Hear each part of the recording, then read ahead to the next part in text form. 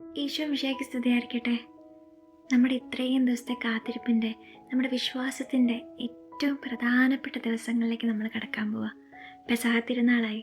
നമ്മളെല്ലാവരും ഒരുമിച്ച് കുടുംബത്തിൽ സ്നേഹത്തോടെ പ്രാർത്ഥനയോടെ പെസഹാപ്പം മുറിക്കാൻ വേണ്ടി കാത്തിരിക്കുകയാണ്, ഒരുങ്ങിക്കൊണ്ടിരിക്കുകയാണ്. ഈ പെസഹ തിരുനാളിന് ഈശോ 2 പ്രധാനപ്പെട്ട കുദാശകൾ സ്ഥാപിച്ചു.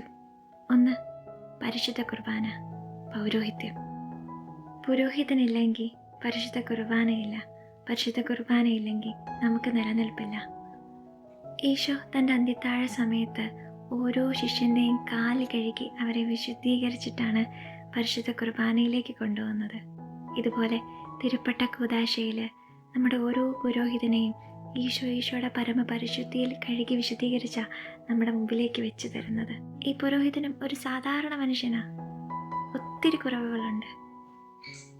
എന്നാൽ ഈ അഭിഷിക്തൻ്റെ കരങ്ങളെ ശക്തിപ്പെടുത്തേണ്ടത് നമ്മുടെ പ്രാർത്ഥനയാണ്. വിമർശിക്കാൻ ഒത്തിരി പേരുണ്ട്, കുറ്റപ്പെടുത്താൻ ഒത്തിരി പേരുണ്ട്, കളിയാക്കാൻ ഒത്തിരി പേരുണ്ട്.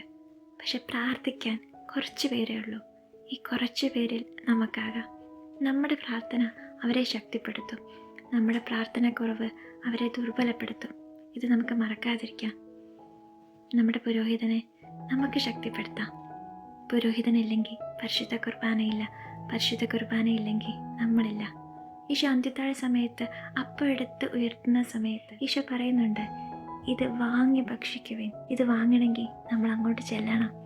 നമുക്ക് സ്നേഹത്തോടെ ഈശോയെ സ്വീകരിക്കാം പരിശുദ്ധ കുർബാനയിൽ. ഓരോ പരിശുദ്ധ കുർബാനയും പെസഹ തിരുനാളാണ്.